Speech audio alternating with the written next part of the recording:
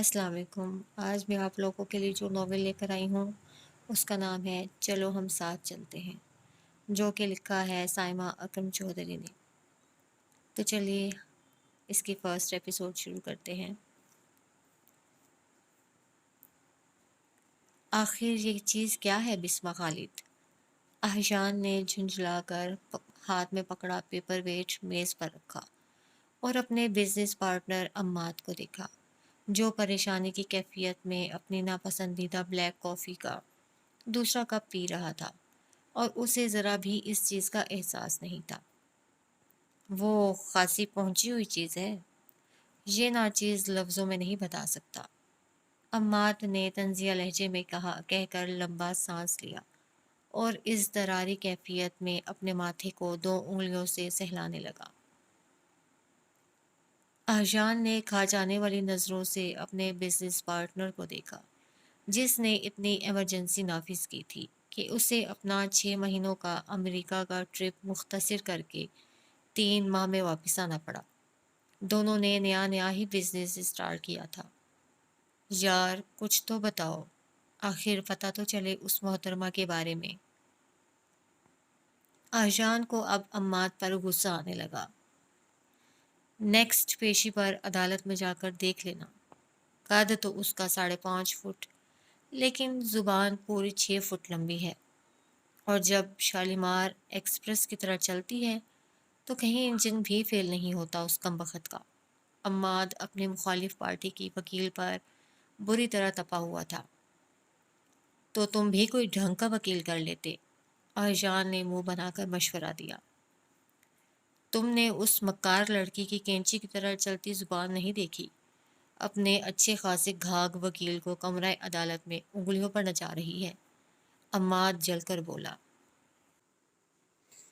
اچھا گھو گھوڑا ڈھونڈا ہے تم نے، جو فوراً ناچنے کو بھی تیار ہو جاتا ہے۔ احجان کو عماد کے وکیل پر غصہ آیا۔ یار قصور اس بیچارے کا نہیں ہے، وہ آتی ہی اتنی تیاری کے ساتھ ہے۔ عماد نے اپنے وکیل کی سائڈ لی۔ تو تم نے ایسا نالائق وکیل ہائر ہی کیوں کیا، جو منہ اٹھا کر بغیر تیاری کے اپنا مذاق بنوانے آ جاتا ہے؟ احجان کے پاس بھی ہر بات کا جواب تھا۔ تو ٹھیک ہے تم ڈھونڈ لو، خود تو امریکہ جا کر بیٹھ گئے۔ عماد غصے میں بلیک کافی کا تیسرا کپ بنانے لگا۔ میرا تو دماغ ہی کام نہیں کر رہا، کروڑوں کا معاملہ ہے یار، ڈیڈی تو قتل کر دیں گے مجھے۔ احجان کو ایک اور خوف لاحق ہوا۔ اور میرے پاپا تو ڈی چوک میں کھڑا کر کے ڈائریکٹ پھانسی دیں گے مجھے۔ عماد جھنجھلا کر کھڑا ہوا۔ کتنا منع کیا تھا ڈیڈی نے علیحدہ بزنس کرنے سے؟ احجان کو ساری چیزیں ایک ایک کر کے یاد آنے لگی۔ اور مجھے تو پاپا نے کہا تھا انشاءاللہ روتے ہوئے واپس آؤ گے۔ عماد اب باقاعدہ آفس میں ٹہلنے لگا۔ معاف کرنا یار، تمہارے پاپا کی زبان خاصی کالی واقع ہوئی ہے، احجان نے اپنے بیسٹ فرینڈ کو چڑھایا۔ تمہارے ڈیڈی کی زبان سے جتنے پھول جھڑتے ہیں وہ بھی دیکھ رکھے ہیں میں نے۔ عماد نے طنزیہ نظروں سے اسے دیکھا جو رات ہی پاکستان پہنچا تھا۔ احجان نے اس کا طنز تحمل سے برداشت کیا اور قدرے سنجیدگی سے پوچھا، نیکسٹ پیشی کب ہے؟ نیکسٹ منڈے، لیکن میں ہرگز نہیں جاؤں گا اپنے خون جلانے۔ عماد پریشانی کے عالم میں ایک دفعہ پھر سیٹ پر بیٹھ کر کافی پینے لگا۔ تم لوگوں کو ضرورت ہی کیا تھی اپنی فیکٹری کے لیے وہ متنازع زمین خریدنے کی؟ اس دن وہ شام کو اپنا غم غلط کرنے داجی کی اسٹڈی روم میں پہنچ گیا، جنہوں نے سارا قصہ سننے کے بعد آرام سے اپنا سگار سلگایا، لیکن اس سے زیادہ تو احجان غصے سے سلگ اٹھا۔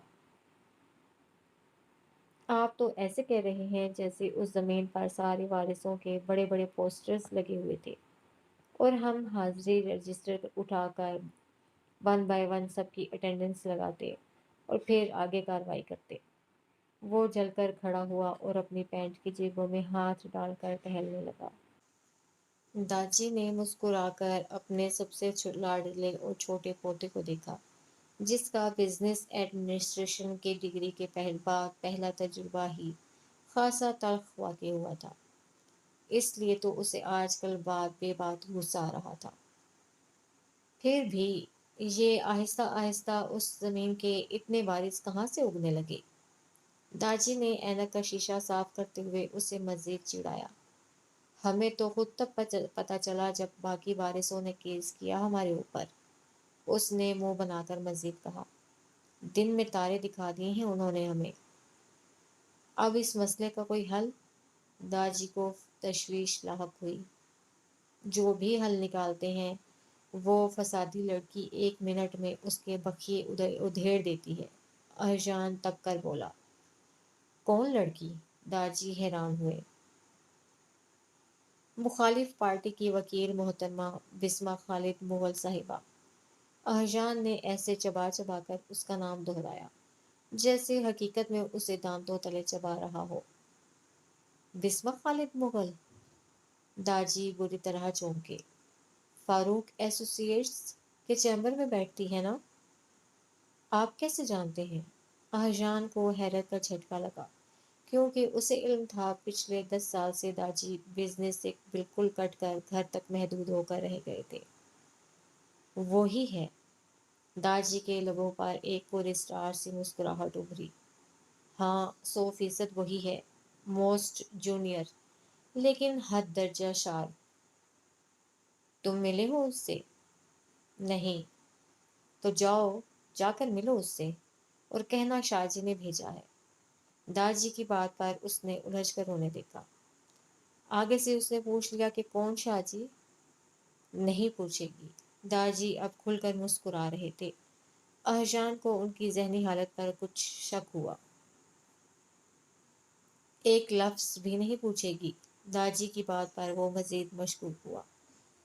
کوئی خفیہ شادی وادی تو نہیں کر رکھی آپ نے؟ اس کے شکی لہجے پر داجی بے اختیار ہنسے۔ گدھے، اس کی عمر 24-25 سال ہوگی اور میری سب سے بڑی پوتی امارا اس وقت 30 سال کی ہے۔ لیکن وہ ششوپنج کا شکار ہوا۔ تمہارا پرابلم حل ہو جائے گا، 100% گارنٹی ہے۔ داجی نے اسے مزید لالچ دیا۔ عماد بتا رہا تھا بہت اصول پسند ہے۔ ارجان نے ہلکا سا جھجک کر کہا۔ کہا نا، کچھ نہیں کہے گی۔ داجی اب پرسکون تھے۔ پھنسوا مت دیجیے گا کسی چکر میں۔ اس کا دل تو نہیں مان رہا تھا، لیکن معاملہ کروڑوں کا تھا، اس لیے اپنے دل کو ایک سائیڈ پر بٹھا کر سوچنا ہی پڑا۔ اس کے داجی سید مجتبیٰ علی شاہ کے 2 بیٹے سجاد علی اور مراد علی تھے۔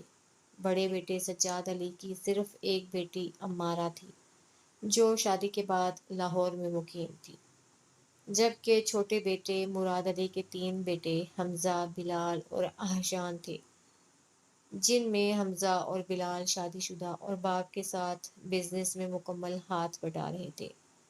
لیکن احسان کو شروع سے ہی اپنی راہیں خود نکالنے کا شوق تھا، اور وہ مراد صاحب کی مخالفت کے باوجود اپنے دادا کی مکمل حمایت کے ساتھ علیحدہ بزنس اپنے بہترین دوست عماد کے ساتھ شروع کر چکا تھا۔ لیدر فیکٹری کے لیے خریدی جانے والی زمین ان کے لیے وہ نوالا بن چکی تھی جسے نہ وہ اگل سکتے تھے نہ نگل سکتے تھے۔ سجاد علی اور مراد علی کی بیویاں آپس میں سگی بہنیں تھیں اور شہر میں ایک پرائیویٹ انگلش میڈیم اسکول بڑی کامیابی کے ساتھ چلا رہی تھیں۔ مراد علی کو اپنے سب سے چھوٹے بیٹے احسان سے کافی شکایتیں تھیں۔ وہ ضد کر کے پڑھنے کے لیے باہر گیا اور واپس آ کر اپنا علیحدہ بزنس شروع کرنے کا اعلان کر کے اس نے اپنے باپ اور تایا کو حیران کم اور پریشان زیادہ کر دیا تھا۔ دادا کی سپورٹ کی وجہ سے احسان کے اکثر مسائل آسانی سے حل ہو جاتے تھے، لیکن متنازع زمین کے مسئلے نے دونوں دوستوں کی راتوں کی نیندیں حرام کر رکھی تھی۔ دونوں ہی اپنے والدین سے یہ بات چھپائے ہوئے تھے اور اپنے طور پر حل کرنے کی کوششوں میں مصروف تھے۔ اس نے سر اٹھا کر سرخ اینٹوں سے بنی قدیم اور جدید امتزاج کی حامل عمارت کو سرسری سی نگاہ سے دیکھا۔ اس 5 منزلہ عمارت کی دلکشی میں ایک محسوس کی جانے والی متانت اور سنجیدگی تھی۔ اس کے سامنے لش گرین کلر کا خوبصورت لان تھا جس کی کانٹ چھانٹ اور پودوں کی ترتیب سے اسے اندازہ ہو گیا تھا کہ اسے خصوصی توجہ دی جاتی ہے۔ اس نے ایک توصیفی نگاہ لان پر ڈالی اور اس کی سلور ہونڈا سیوک اب اس بلڈنگ میں داخل ہو رہی تھی۔ اس نے اس کے داخلی دروازے کے پاس ایک خاص ترتیب میں سفید سنگ مرمر کے گملے رکھے گئے تھے جس نے ارد گرد کے ماحول کی خوبصورتی کو دو گنا کر دیا تھا۔ لان کے انتہائی بائیں طرف وسیع و عریض پارکنگ تھی جہاں اس وقت ویک اینڈ ہونے کی وجہ سے گاڑیوں کی تعداد خاصی کم تھی۔ ارجان نے انتہائی سنجیدگی سے اپنی گاڑی کا دروازہ کھولا، باہر نکل کر پچھلی سیٹ کا دروازہ کھول کر اپنا لیپ ٹاپ والا بیگ اور اس کے اوپر رکھا چشمہ اٹھایا۔ اس کے چہرے پر دنیا جہاں کی اکتاہٹ تھی، کسی ناپسندیدہ شخصیت سے ملاقات کا تصور جتنا بیزار کن ہوتا ہے اس سے کئی گنا بیزاری اہجان کے چہرے پر ٹپک رہی تھی۔ بلیک کلر کے اٹیلین سوٹ میں اس کا قد خاصا لمبا اور شخصیت میں محسوس کی جانے والی بے نیازی تھی۔ باہر نکلتے ہی اس نے آنکھوں پر سلور کلر کا چشمہ لگایا اور بریف کیس اٹھا کر گاڑی کو لاک کیا۔ سفید سنگ مرمر کی روش پر بیزاری سے چلتے ہوئے وہ اس عمارت کی طرف بڑھا، گلاس وال کا بنا دروازہ اندر کی جانب دھکیل کر وہ جیسے ہی عمارت میں داخل ہوا، اے سی کی خوشگوار ٹھنڈک میں کسی دل فریب ایئر فریشنر نے اس کا استقبال کیا۔ ریسیپشن پر ایک اکتائی ہوئی لڑکی نے اس ڈیشنگ پرسنالٹی کے حامل شخص کو اندر آتے دیکھا تو فوراً ایکٹیو ہو کر کھڑی ہو گئی۔ اس کے چہرے پر بڑی پروفیشنل قسم کی مسکراہٹ پھیلی۔ وہ اب سوالیہ نگاہوں سے اسے دیکھ رہی تھی۔ فاروق ایسوسی ایٹس کا آفس کس فلور پر ہے؟ وہ پہلی دفعہ آیا تھا وہاں۔ تھرڈ فلور پر رائٹ کوریڈور میں، اس نے مسکرا کر اس کی رہنمائی کی۔ آپ کو وہاں کس سے ملنا ہے؟ اس لڑکی نے بڑے خوشگوار انداز میں پوچھا۔ ایڈوکیٹ بسمہ خالد سے، وہ سپاٹ سے انداز سے کہہ کر لفٹ کی جانب بڑھ گیا۔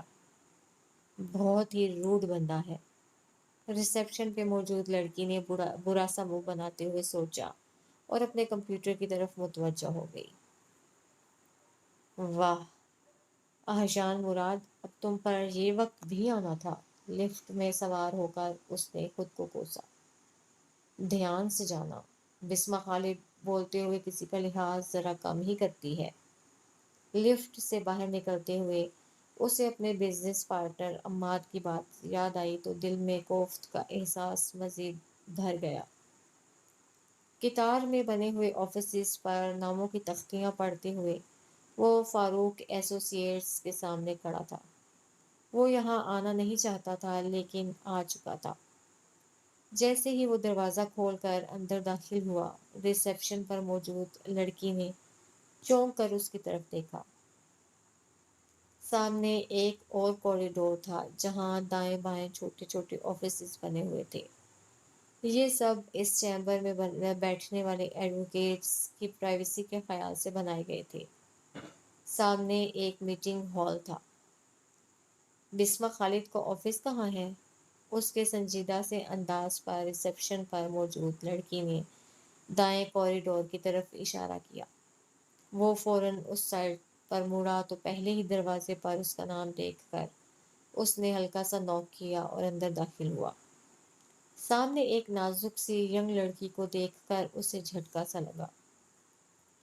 یہ چٹانک بھر کی لڑکی کسی کو ناکو چلنے چبوا سکتی ہے؟ اس کے ذہن میں پہلی سوچ یہی ابھری تھی۔ مجھے ایڈوکیٹ بسمہ صاحبہ سے ملنا تھا۔ احجان کے لیے اتنی کم عمر وکیل کو ہضم کرنا مشکل ہو رہا تھا، اس لیے اس نے اپنے تسلی کرنے کے لیے پوچھ ہی لیا۔ جی میں ہوں بسمہ۔ اس نے لیپ ٹاپ سے نظر ہٹا کر اسے بیٹھنے کا اشارہ کیا۔ مجھے احجان مراد کہتے ہیں، میں نے کل ریسیپشن پر 12 بجے اپائنٹمنٹ کے لیے اپنا نام لکھوایا تھا۔ اس نے وال کلاک پر ایک نظر ڈال کر اسے جتایا۔ اوہ یس، اس نے ہلکا سا ہاتھ اپنی پیشانی پر مار کر اپنی یادداشت کو کوسا اور جلدی سے میز پر رکھا اپنا چشمہ ٹشو سے صاف کرنے لگی۔ ایم سوری، میرے ذہن سے ہی نکل گیا۔ اس نے چشمہ لگاتے ہوئے سنجیدگی سے وضاحت دی تو طلحہ کو محسوس ہوا کہ گلاسز کی وجہ سے وہ اب اتنی بھی کم عمر دکھائی نہیں دے رہی تھی جتنی گلاسز کے بغیر لگتی تھی۔ اٹس اوکے، اس نے بھی فارمل انداز میں کہہ کے اس کے آفس کا انٹیریئر دیکھا جس میں سفید اور گرے کلر رنگ نمایاں تھا۔ اس کی سیٹ کے پیچھے ایک دیوار گیر الماری تھی جو قانون کی موٹی موٹی کتابوں سے بھری ہوئی تھی۔ چائے لیں گے یا کافی؟ اس نے بڑے فارمل انداز میں گفتگو کا آغاز کیا۔ نو تھینکس، ارجان نے صاف گوئی سے جواب دیا۔ جی فرمائیے، آپ کسی کیس کے بارے میں بات کرنا چاہتے ہیں؟ بسما نے ہلکے پھلکے انداز میں پوچھا تو ارجان کو اپنے پارٹنر کی ساری باتیں مبالغہ آرائی پر مشتمل لگنے لگیں جو اس نے اس معصوم سی لڑکی کے بارے میں پھیلا رکھی تھی۔ میں آپ سے کسی نیو کیس کے بارے میں بات کرنے نہیں آیا، اس نے سنبھل کر بات کا آغاز کیا۔ میرا تعلق اسٹار گروپ آف کمپنیز سے ہے۔ اس بات پر وہ زبردست انداز سے چونکی اور اس کا چہرہ ہلکا سا تناؤ کا شکار ہوا۔ دیکھیں، اگر آپ اس متنازع زمین کے کیس کے بارے میں بات کرنے آئے ہیں تو آئی ایم سو سوری، آپ ہمارے کلائنٹ نہیں ہیں۔ اس نے بے رخی کے سارے ریکارڈ ایک لمحے میں توڑے۔ ارجان کا چہرہ خفت کے گہرے احساس سے سرخ ہوا۔ اسے پہلی دفعہ اندازہ ہوا اتنے معصوم چہرے کے پیچھے کتنی خطرناک زبان چھپی ہوئی ہے۔ میں اس موضوع پر بات کرنے ہرگز نہیں آیا، اس نے بمشکل تحمل بھرے انداز سے کہا۔ پھر اس کا انداز سراسر ارجان کو توہین آمیز لگا۔ مجھے شاہجی نے آپ کے پاس بھیجا ہے۔ اس نے اپنی جیب سے وہ طلسم نکال کر اس پر پھونک ہی دیا جس کے بارے میں داجی کا خیال تھا سارے دروازے کھوجا سمسم کی طرح کھلتے جائیں گے۔ کیا؟ بسما کو شوق لگا۔ اس نے سخت تعجب اور بے یقینی سے اس کی جانب دیکھا جس نے گویا کمرے میں شور پھونک دیا ہو۔ آپ کو شاہجی نے بھیجا ہے؟ اس نے بڑی صورت سے خود کو سنبھالا۔ اب اس کے لہجے میں ترشی کی بجائے نرمی اور نظروں میں تلخی کی بجائے عقیدت تھی۔ جی، آپ کو کوئی شک ہے تو آپ ان کو کال کر کے پوچھ سکتے ہیں۔ ارجان کو اس کے گرگٹ کی طرح رنگ بدلنے پر حیرت ہوئی۔ میرے پاس ان کا کوئی کانٹیکٹ نمبر نہیں ہے۔ اس کے جواب نے اب ارجان کو حیران کیا جبکہ وہ ایک لمحے کے توقف کے بعد گویا ہوئی۔ ان کا اسٹار گروپ آف کمپنیز سے کیا تعلق ہے؟ وہ اب حقیقتاً پریشان دکھائی دے رہی تھی۔ ان کا نہیں، میرا تعلق ہے، ارجان کے منہ سے پھسلا۔ آپ کا ان کے ساتھ کیا ریلیشن ہے؟ اس نے بے چینی سے پہلو بدل کر پوچھا۔ میرے گرینڈ فادر ہیں وہ۔ ارجان کی بات پر اس کے چہرے کی رنگت متغیر ہوئی۔ او، آئی ایم سوری، وہ بمشکل مسکرائی۔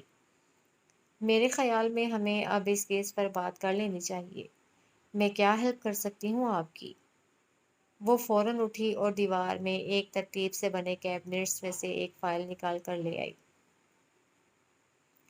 میں نے آپ سے کہا تھا نا، میں اس کیس پر بات کرنے نہیں آیا۔ گیند اب ارجان کے کورٹ میں تھی۔ اس نے بڑی مہارت سے شاٹ لگایا اور کھڑا ہو گیا۔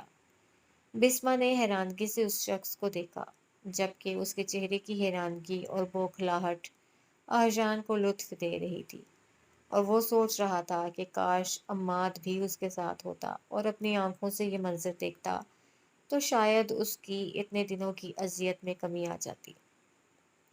بیٹھ جائیں، مجھے اندازہ ہو چکا ہے شاہجی نے آپ کو میرے پاس کیوں بھیجا ہے۔ وہ اب بڑے پر اعتماد انداز سے اس کی آنکھوں میں آنکھیں ڈال کر بولی۔ کس وجہ سے بھیجا ہے؟ ارجان نے سراسر اسے چڑھایا۔ یہی کہ مجھے اس کیس پر نظر ثانی کرنی چاہیے اور جس حد تک ہو سکے آپ کی کمپنی کے لیے نرم گوشہ رکھنا چاہیے۔ وہ اب مسکراتے ہوئے اس کا سکون درہم برہم کر رہی تھی۔ ایسا کچھ نہیں ہے،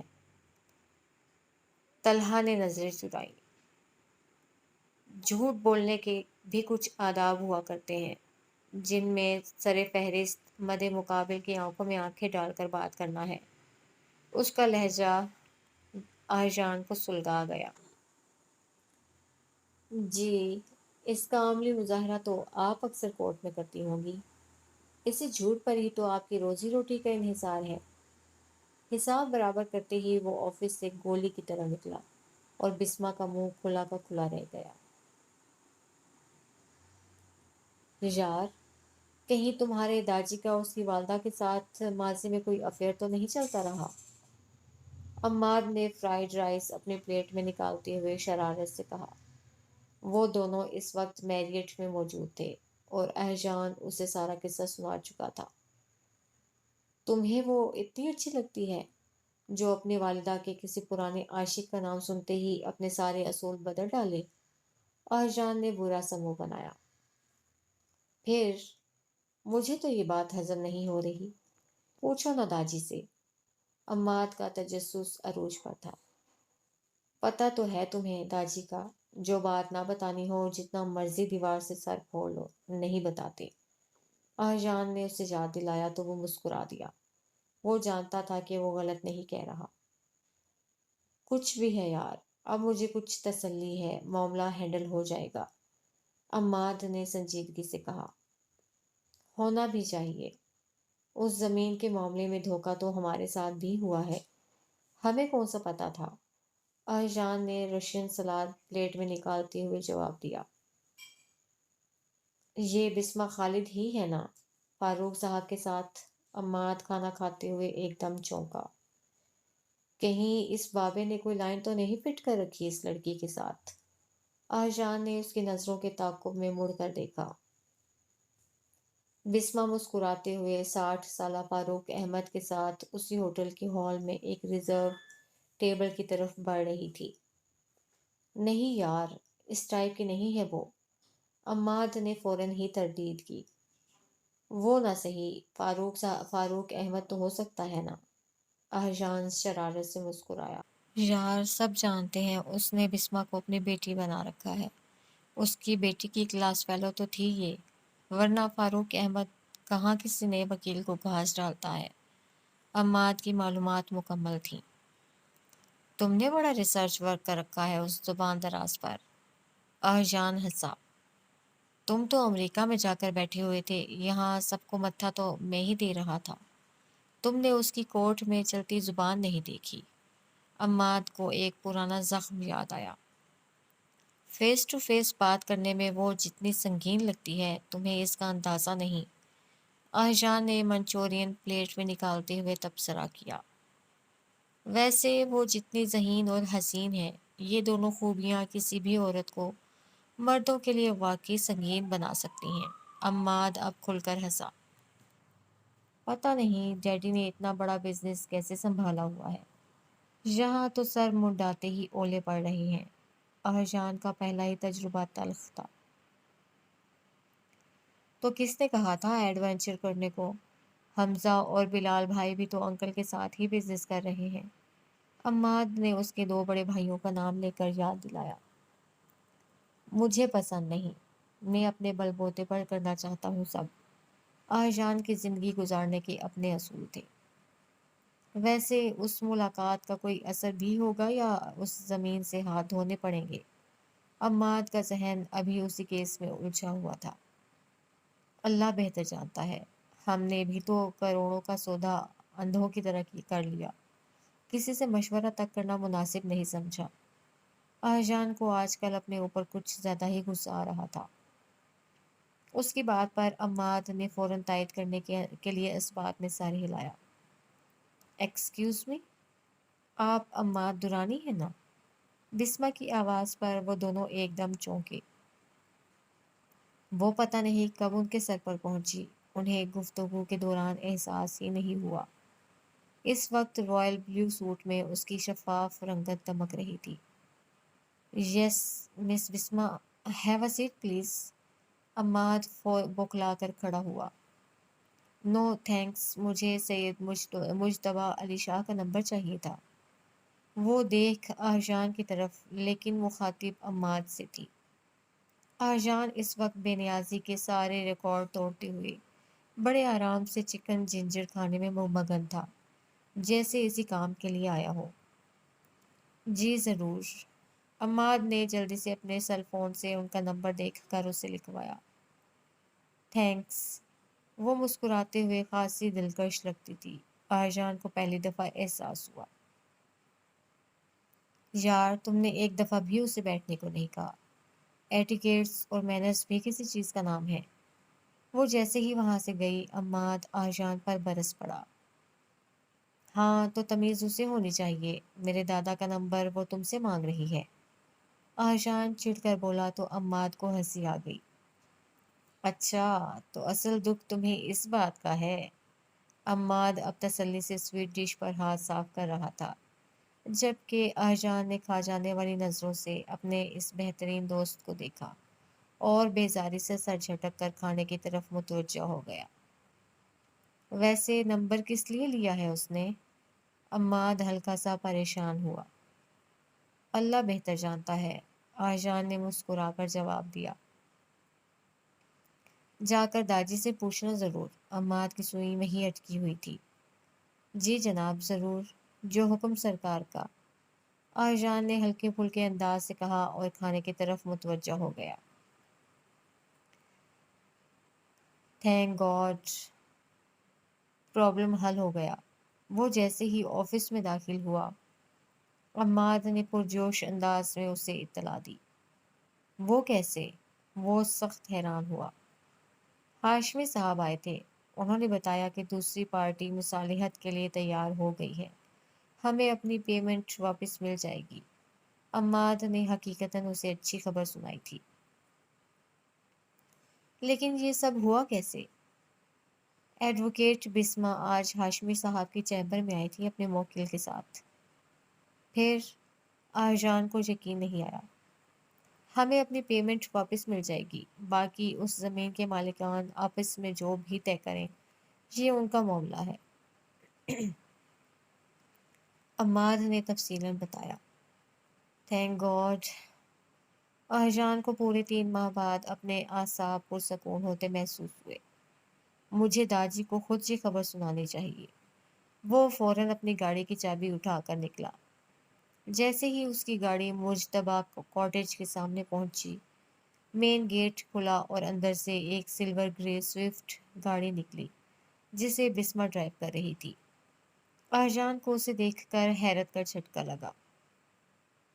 بسما نے ایک سرسری نگاہ اس پر ڈالی اور اپنی گاڑی نکال کر لے گئی۔ یہ محترمہ کس سے ملنے آئی تھی؟ اس نے اپنی گاڑی 1 منٹ کے لیے گیٹ پر روکی اور چوکیدار سے پوچھا۔ بڑے صاحب سے، چوکیدار نے مؤدبانہ انداز سے جواب دیا۔ کب آئی تھیں؟ آجان نے حیرانگی سے دریافت کیا۔ 2 گھنٹے پہلے، چوکیدار کے جواب نے اسے مزید حیران کیا۔ اوکے، اس نے سر کو ہلکا سا خم دیا اور گاڑی پورچ کی طرف لے گیا۔ وہ 2 گھنٹے داجی سے کیا باتیں کرنے آئی تھی؟ وہ یہی سوچتا ہوا داجی کے کمرے میں پہنچ گیا، جو بڑے مزے سے اپنی راکنگ چیئر پر بیٹھے عشق کا شین پڑھنے میں مگن تھے۔ اس کے سوال کو انہوں نے لاپرواہی سے سنا اور اس سے بھی زیادہ لاپرواہی سے جواب دیا۔ کہا نا ویسے ہی ملنے آئی تھی۔ داجی کی بات پر وہ جھنجھلا گیا۔ داجی آپ مجھے بیوقوف سمجھتے ہیں؟ اس نے ہلکا سا چڑ کر جواب دیا۔ اس گھر میں وہی تھا جو انہیں اس لہجے میں جواب دے سکتا تھا، ورنہ تو مجتبیٰ علی شاہ کے دونوں بیٹوں اور ان کی آل اولاد کو ان کے سامنے بے تکلفی سے بھی بات کرنے کی جرت نہیں ہوئی تھی۔ سمجھنے کی کیا بات ہے، وہ تو تم ہو۔ داجی نے مسکراتے ہوئے کتاب بند کی۔ تم پوچھنا کیا چاہتے ہو؟ آپ اس لڑکی کو کیسے جانتے ہیں؟ وہ ناراضی سے گویا ہوا۔ میرے ایک دوست کی بیٹی ہے، انہوں نے صاف اسے بہلایا۔ سوال ہی پیدا نہیں ہوتا۔ آجان نے فوراً ہی ان کی بات کو مسترد کیا۔ اس کی جتنی عمر ہے اس لحاظ سے آپ اس کے دادا یا نانا کے دوست تو ہو سکتے ہیں، اس کے فادر کے نہیں۔ آجان کی دلیل پر داجی نے بے سختہ سر پر ہاتھ پھیرا۔ وہ ہمیشہ کی طرح انہیں لاجواب کر چکا تھا۔ آجان کیوں پریشان کر رہے ہو مجھے؟ داجی ہلکا سا جھنجھلائے۔ میں پریشان کر رہا ہوں یا آپ؟ اس نے شکایتی نگاہوں سے انہیں دیکھا۔ تمہارے کیس کا فیصلہ تمہارے ہاتھ میں ہو گیا، بس بات ختم۔ انہوں نے اسے پھر سے بہلانا چاہا۔ ختم کہاں، ابھی تک شروع ہوا ہے، پلیز بتائے نا۔ وہ ضد پر اتر آیا۔ اس سے پہلے داجی کوئی اور بہانہ بناتے، ان کی اسٹڈی کا دروازہ کھلا۔ بابا، شام میں فیضان صاحب کے پوتے کا ولیمہ ہے، آپ کو بہت اصرار کر کے بلایا ہے انہوں نے۔ مسز مراد کی اچانک آمد نے اہرجان کو جھنجھلاہٹ میں مبتلا کیا، جبکہ داجی کے حلق سے بڑی پرسکون سانس خارج ہوئی۔ ممی کو بھی ابھی آنا تھا۔ اہرجان ان کو سلام کرتے ہوئے جی بھر کر دل ہی دل میں کوفت کا شکار ہوا۔ شکر ہے بہو تم نے یاد دلا دیا، ورنہ میرے تو ذہن میں ہی نہیں تھا۔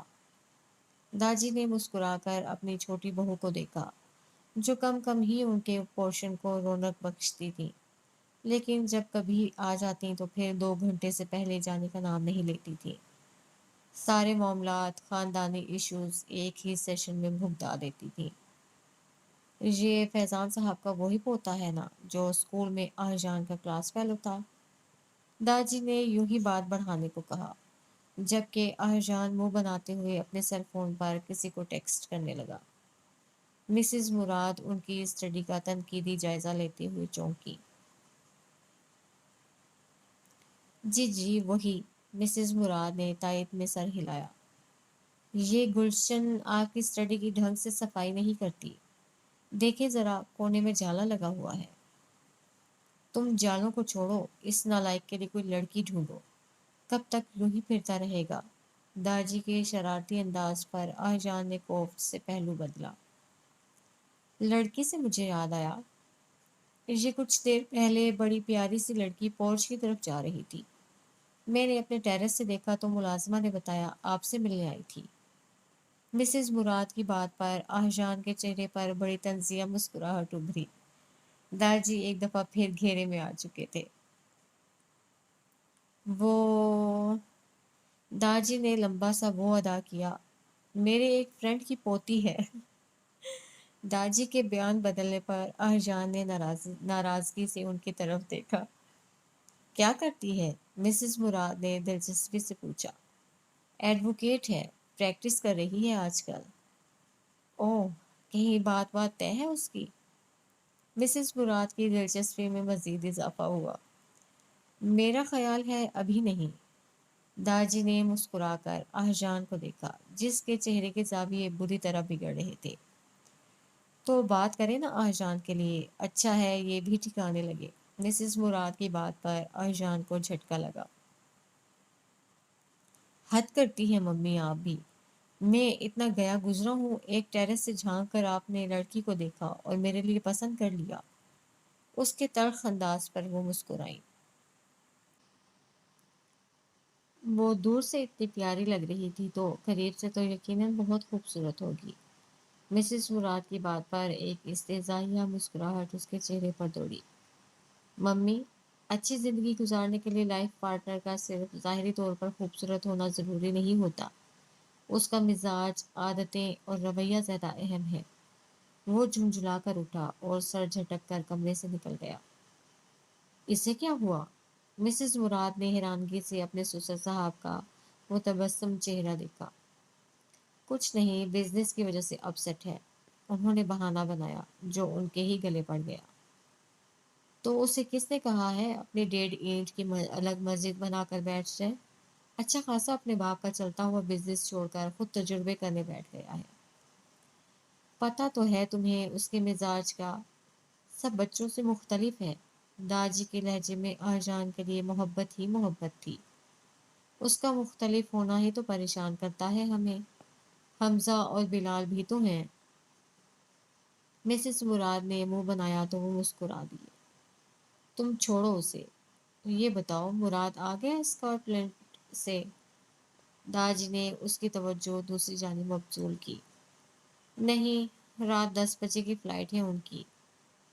مسز مراد نے سنجیدگی سے جواب دیا اور ان کی اسٹڈی کے پردے ہٹائے۔ دھوپ کا ایک طوفان سا کمرے میں گھس آیا۔ سامنے ہی ارجان کی گاڑی گیٹ سے نکل رہی تھی۔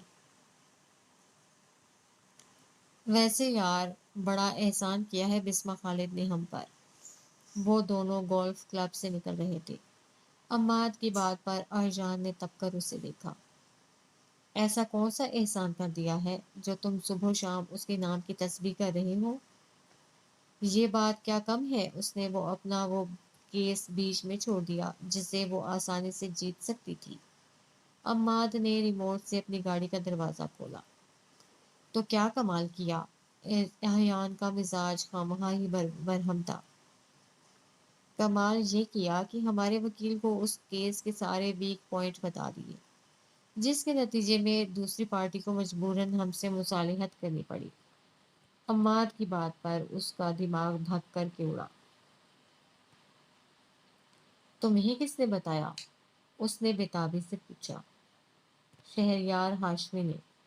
عماد نے اپنے وکیل کا نام لیا تو ارجان کو اس کی بات کا یقین آ ہی گیا۔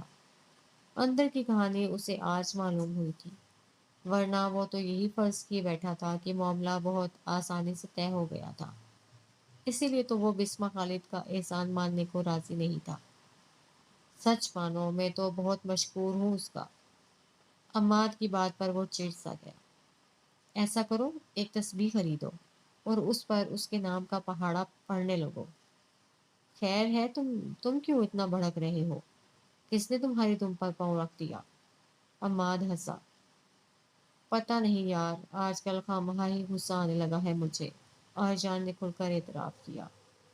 تو میری جان کچھ ریسٹ کرو، یہ لڑکیوں کی طرح بات پہ بات غصہ کرنا تم جیسے مرد پر سوٹ نہیں کرتا۔ عماد اس کی گھڑیوں کی پرواہ نہ کرتے ہوئے اپنی گاڑی میں بیٹھ کر اسے اسٹارٹ کر چکا تھا۔ اس سے پہلے کہ وہ تب کر اسے جواب دیتا وہ شرارت سے گاڑی لے کر نکل گیا۔ آج کافی دن کے بعد وہ بڑی فرصت سے شاپنگ کے لیے نکلا تھا۔ جناس اوپر سے نکل کر وہ سینٹورس شاپنگ مال کی طرف نکل گیا۔ 2 گھنٹے ٹھیک ٹھاک شاپنگ کر کے وہ باہر نکلا تو سامنے ہی بسمہ بہت سے شاپر اٹھائے ادھر ہی آ رہی تھی۔ اس کی گاڑی ارجان کی گاڑی کے بالکل ساتھ تھی۔ کیسے ہیں آپ؟ شاہ جی کیسے ہیں؟ وہ مسکرائی۔ بہتر ہیں، ارجان نے سنجیدگی سے جواب دیتے ہوئے اس کی طرف دیکھا جو اپنی شاپنگ گاڑی کی پچھلی سیٹ پر رکھ رہی تھی۔ ویسے پروفیشنل لائف میں آپ سے اس بددیانتی کی توقع نہیں رکھتا تھا۔ ارجان نے اسے چڑھانے کے لیے اچانک مخاطب کیا۔ کیا مطلب؟ اس کی آنکھوں میں الجھن در آئی۔ آپ نے اپنے سابقہ کلائنٹ کے سارے ویک پوائنٹس دوسری پارٹی کے وکیل کو بتا دیے۔ It's not fair. ارجان کے طنزیہ انداز پر وہ مسکرائی۔ ہم وہ دونوں بازو سینے پر باندھ کر اس کے تھوڑا قریب آئی۔ آپ کو کس نے کہا ایسا؟ شہریار صاحب نے۔ ارجان کا اطمینان دیکھنی تھا۔ انہوں نے یہ نہیں بتایا؟ پروفیشنل لائف میں جہاں مجھے یہ محسوس ہو کہ اگلی پارٹی کے ساتھ حقیقتاً زیادتی ہو رہی ہے، میں اپنا کیس وہیں ڈراپ کر دیتی ہوں۔ بسمہ نے بڑے پر اعتماد انداز سے اس کی آنکھوں میں جھانکا۔ دوسری پارٹی کی زیادتی کا آپ کو شاہ جی سے ملنے کے بعد پتہ چلا ہوگا۔ ارجان کے چہرے پر طنزیہ مسکراہٹ ابھری۔ نہیں، وہ سنجیدگی سے گویا ہوئی۔ حقیقت پتہ چلنے کے بعد ہی میں ان سے معذرت کرنے گئی تھی۔ فرض کریں ہم لوگ غلط ہوتے تب بھی آپ شاہ جی کے کہنے پر وہ کیس چھوڑ دیتی؟ ارجان کو اس سے بحث میں اب مزہ آنے لگا۔ نہیں، بسمہ نے اسے حیران کیا۔ شاہ جی نے آپ کو میرے پاس بھیجا تو میں سمجھ گئی کہ کسی نہ کسی پوائنٹ پر میں غلط ہوں، ورنہ وہ ایسا نہ کرتے۔ اس کی بات پر ارجان کو جھٹکا لگا۔ آپ کیسے کہہ سکتی ہیں؟ وہ کم از کم مجھ سے کسی غلط بات پر فیور نہیں مانگ سکتے۔ اس نے گاڑی کا دروازہ ایسے بند کیا کہ ایک لمحے کو ارجان کو لگا جیسے وہ اس کے منہ پر تمانچہ مار کر گئی ہو۔ وہ اب گاڑی سٹارٹ کر رہی تھی۔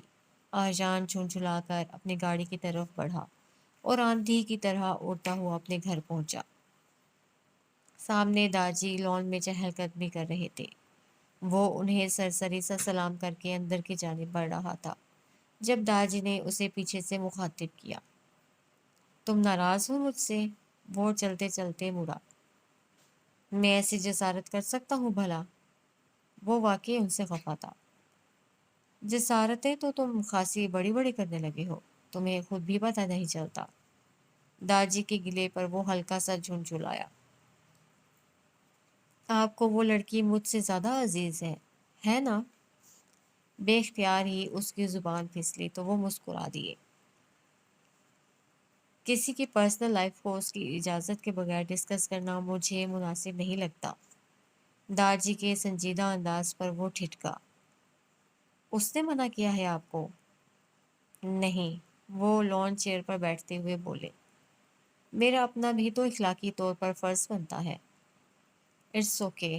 کچھ دیر سوچنے کے بعد اس نے ہتھیار ڈال ہی دیے، کیونکہ یہ بات تو طے شدہ تھی، وہ داجی سے ان کی مرضی کے خلاف کچھ نہیں اگلوا سکتا۔ اگلے کئی دن تک وہ اور عماد اپنی فیکٹری کے لیے کوئی اور جگہ ڈھونڈنے میں مصروف رہے۔ آخر کار انہیں ایک مناسب جگہ مل ہی گئی، لیکن اس دفعہ دونوں خاصے محتاط تھے، اس لیے خیر اسلوبی سے معاملہ سر انجام پا گیا۔ انہی مصروفیات کی بنا پر اس کی کئی دن تک داجی سے ملاقات نہیں ہوئی اور بسمہ تو بالکل ہی ذہن سے نکل چکی تھی۔ اس دن وہ رات 12 بجے کے قریب گھر پہنچا تو حیران رہ گیا۔ پورچ میں داجی کی گاڑی سٹارٹ کھڑی تھی اور ملازم ان کا چھوٹا بریف کیس گاڑی میں رکھ رہا تھا، جبکہ داجی پریشانی کے عالم میں کسی سے فون پر بات کر رہے تھے۔ اسے دیکھتے ہی انہوں نے فون بند کر دیا۔ داجی کہیں جا رہے ہیں کیا؟ آئیجان کو سخت حیرانگی ہوئی، کیونکہ بہت عرصے سے انہوں نے باہر نکلنا خاصا کم کر دیا تھا، اور اب رات گئے اس طرح سوٹ کیس کے ساتھ نکلنا واقعی تعجب کی بات تھی۔ ہاں، ایک ایمرجنسی ہو گئی ہے۔ وہ اپنی گاڑی کی طرف بڑھے۔ مری کے لیے نکل رہا ہوں۔ مری؟ اس وقت؟ کوئی پرابلم ہے تو میں ساتھ چلوں؟ وہ پریشان ہوا۔ داجی ایک لمحے کو ٹھٹکے، کچھ سوچا، پھر اسپات میں سر ہلایا۔ میں گاڑی میں ہوں، تم ایک دو سوٹ لے آؤ اپنے، ہمیں رہنا پڑے گا وہاں۔ اپنی بات کہہ کر وہ جلدی سے گاڑی میں بیٹھ گئے۔ اہجان الجھن بھرے انداز سے اپنے کمرے میں بڑھا، 2-3 سوٹ اپنے بیگ میں ڈالے اور لیپ ٹاپ اٹھا کر باہر نکل آیا۔ رات کے تیرگی میں گاڑی گھر سے نکلی۔ اس نے جلدی سے عماد کو ٹیکسٹ کر کے بتایا کہ وہ داجی کے ساتھ گاؤں جا رہا ہے، باقی معاملات وہ دیکھ لے۔ F7 سیکٹر سے گاڑی اسلام آباد ایکسپریس وے پہ پہنچ چکی تھی۔ داجی کا چہرہ سپاٹ اور انداز میں کوئی بات ایسی تھی، وہ کئی دفعہ انہیں مخاطب کرتے کرتے رہ گیا۔ شکرپڑیاں اشارے سے گاڑی H8 سیکٹر کی طرف مڑ گئی۔ وہ تھوڑا سا حیران ہوا، یہ مری کا روٹ تو نہیں تھا۔ کار اسلام آباد کے شفا انٹرنیشنل ہاسپٹل کے سامنے جا کر رک گئی۔ اہجان نے سوالیہ نگاہوں سے داجی کی طرف دیکھا، جو عجلت بھرے انداز سے گاڑی سے نکلے اور اسے وہیں بیٹھنے کا اشارہ کیا۔ 10 منٹ کے بعد ان کی واپسی بسمہ خالد کے ساتھ ہوئی، جس کا چہرہ شدت گریہ سے سرخ اور آنکھوں سے آنسو کی تار کی صورت میں بہہ رہے تھے۔ اہجان کو غیر متوقع طور پر اسے دیکھ کر جھٹکا لگا۔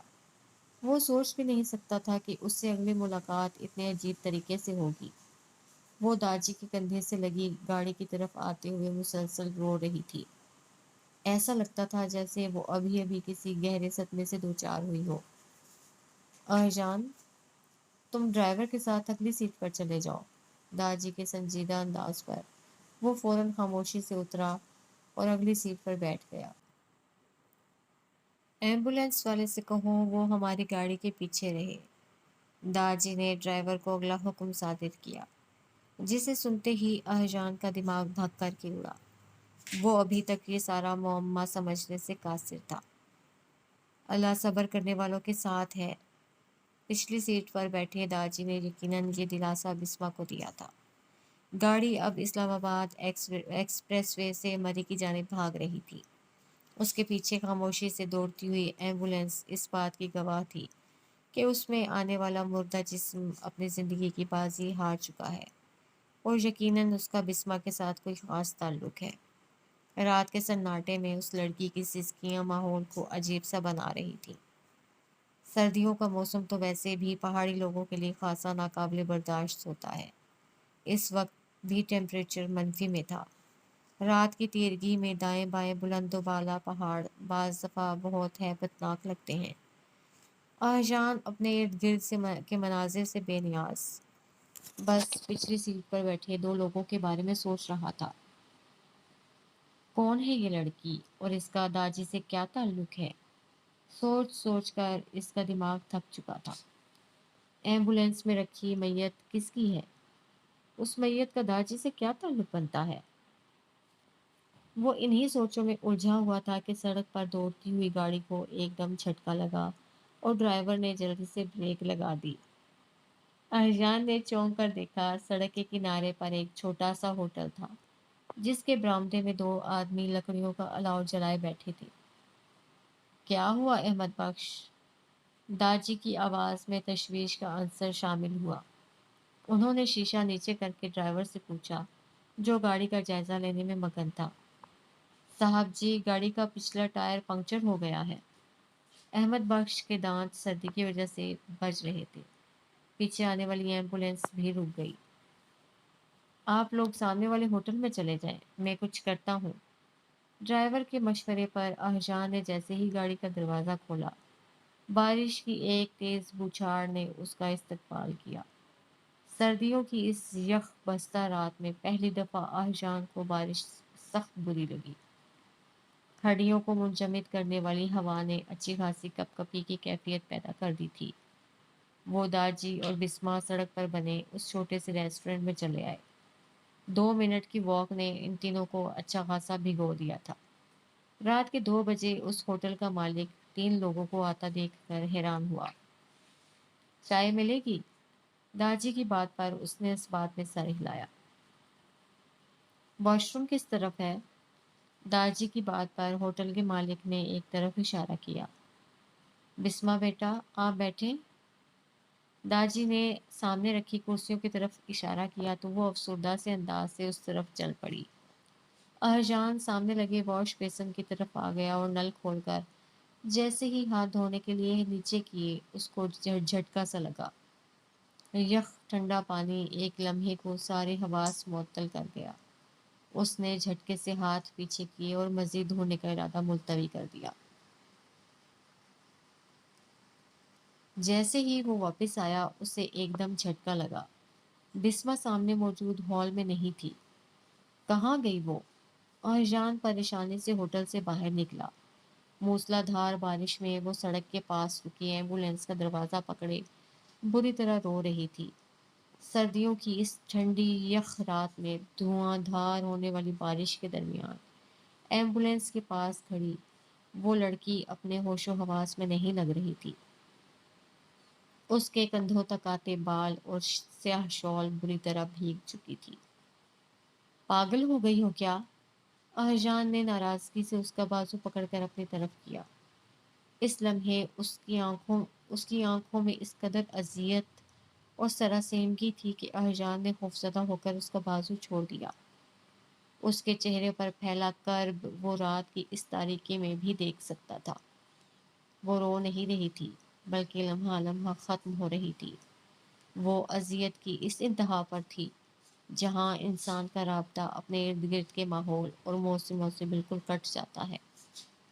ماما پلیز اٹھ جائیں۔ وہ ایمبولینس کا دروازہ پکڑے دیوانوں کی طرح رو رہی تھی۔ اہجان کو ساری فضا ہی سوگوار محسوس ہوئی۔ ایسے لگا جیسے آسمان بھی اس کے غم میں کھل کر رو رہا ہو۔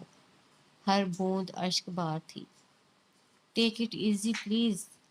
اس نے بے ساختہ ہی جذبہ ہمدردی سے مغلوب ہو کر اسے اپنے بازو کے ساتھ لگایا، اور وہ تو ویسے ہی ہوش و حواس سے بیگانہ تھی۔ اس کے بازو پر ہاتھ رکھے وہ بری طرح رو رہی تھی۔ اہجان، بسمہ، داجی ہوٹل کی منڈیر کے نیچے آ کر بلند آواز میں بولے۔ آہجان نے آہستگی سے اس کا بازو پکڑا اور اسے زبردستی پکڑ کر اپنے ساتھ ہوٹل کی طرف لے آیا۔ وہ بری طرح کپ کپا رہی تھی۔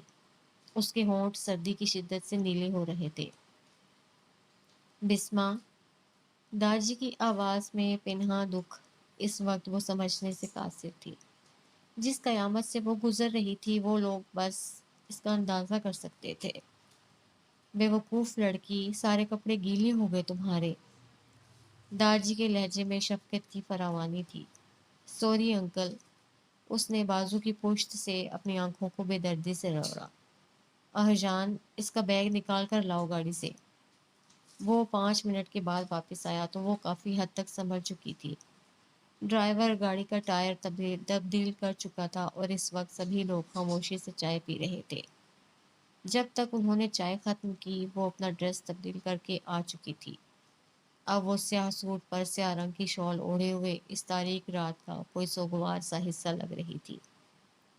ڈرائیور نے گاڑی میں بیٹھتے ہی ہیٹر چلایا تو گرمائش نے اندر کا ماحول خاصا بہتر کر دیا تھا۔ رات نے مری کے بلند و بالا پہاڑوں کی دلکشی کو چھپا دیا تھا۔ ڈرائیور اب بڑی مہارت سے گاڑی چلا رہا تھا۔ وہ لوگ جب مری پہنچے تو رات کے 2 بج رہے تھے۔ بسما کا گھر بھوربند مری میں واقع ایک چھوٹے سے گاؤں میں تھا۔ گاڑیاں اونچی نیچی بل کھاتی سڑکوں پر چلتی ہوئی ایک چھوٹے سے گھر کے سامنے جا کر رک گئیں۔ اس گھر کے مکینوں کو شاید اس حادثے کی اطلاع دے دی گئی تھی، اس لیے گاڑیوں کی آوازیں سنتے ہی 2-3 مرد باہر نکل آئے، جبکہ ایک بوڑھی سی خاتون نے آگے بڑھ کر بسما کو گلے لگایا اور وہ ایک دفعہ پھر بے آواز رونے لگی۔ میت کو بڑے آرام سے اتارا جا رہا تھا۔ ان کے کافی رشتہ دار باہر نکل آئے تھے۔ شاہ جی، آپ ادھر آ جائیں۔ بسما کے کسی بزرگ رشتہ دار نے احترام کے ساتھ گھر کی بیٹھک کی طرف اشارہ کیا۔ اہجان داجی کی پیروی میں اندر داخل ہوا۔ اندر کا ماحول خاصا گرم تھا۔ آتش دان میں آگ جل رہی تھی اور چھوٹے سے کمرے میں 2 پلنگ، 2 کرسیاں اور میز رکھی ہوئی تھی۔ کمرے میں آرائشی چیزیں بالکل نہیں تھیں۔ آپ لوگ ریسٹ کریں، ہم لوگوں کو میت کے حوالے سے کچھ انتظامات کرنے ہیں۔ وہ بزرگ معذرت کر کے بیٹھک سے نکل گئے تھے۔ تھوڑی ہی دیر کے بعد گرما گرم چائے، انڈے اور ڈرائی فروٹس کی ٹرے اندر آ گئی۔ چائے کی طلب تو دونوں کو تھی لیکن باقی چیزوں کو انہوں نے ہاتھ بھی نہیں لگایا تھا۔ اسی دوران چند اور مرد بھی شاہجی سے ملنے کے لیے آئے اور اہجان نے اندازہ لگایا وہ داجی کو بڑے احترام اور عقیدت بھرے انداز سے مل رہے تھے۔ اہجان، سو جاؤ۔ ان کے کمرے سے نکلتے ہی داجی نے سنجیدہ لہجے میں کہا تو وہ خاموشی سے لیٹ گیا۔ دماغ میں ان گنت سوالوں نے ہلچل مچا رکھی تھی، لیکن اس ذہنی اور جسمانی مشقت کا یہ نتیجہ نکلا کہ وہ اگلے 15 ہی منٹوں میں گہری نیند میں تھا۔ اگلی صبح 9 بجے جا کر ہی اس کی آنکھ کھلی۔ واش روم میں گرم پانی کا چھوٹا سا ٹب رکھا ہوا تھا۔ اسے پہلی دفعہ پہاڑی علاقوں میں رہنے والے لوگوں کی مشکلات کا اندازہ ہوا۔ شاور لے کر وہ باہر نکلا تو سامنے چھوٹے سے ٹینٹ میں چند لوگ اکٹھے تھے۔ 10 بجے جنازہ تھا۔ بسما کے سارے ہی رشتہ دار اکٹھے ہو چکے تھے۔ داجی بھی اس وقت چند بزرگوں کے گھیرے میں تھے۔ اہجان ایک سائڈ پر بیٹھ گیا۔ ہمیں 2-3 دن یہاں رہنا ہوگا۔ جنازے کے بعد داجی کی سنجیدگی سے دی گئی اطلاع پر وہ حیران ہوا۔ وہ کیوں؟ بسما کے کچھ معاملات ہیں جن کو نپٹانا ضروری ہے۔ داجی کی بات پر اسے یاد آیا کہ رات سے اس نے دوبارہ اس کی شکل نہیں دیکھی تھی۔ وہ شاید خواتین والے حصے میں تھی۔ داجی نے بھی شاید اس کی سوچ کو پڑھ لیا تھا۔ اس کی طبیعت رات سے خاصی خراب ہے۔ ڈاکٹر نے اعصاب کو پرسکون کرنے کے لیے نیند کا ایک انجیکشن لگایا ہے۔ وہ ابھی سو رہی ہے۔ داجی اسے اطلاع دے کر خود کچھ اور مہمانوں کے ساتھ ایسے مصروف ہوئے کہ پھر اگلے دن ہی ہاتھ لگے۔ وہ اس وقت تک جی بھر کر بور ہو چکا تھا۔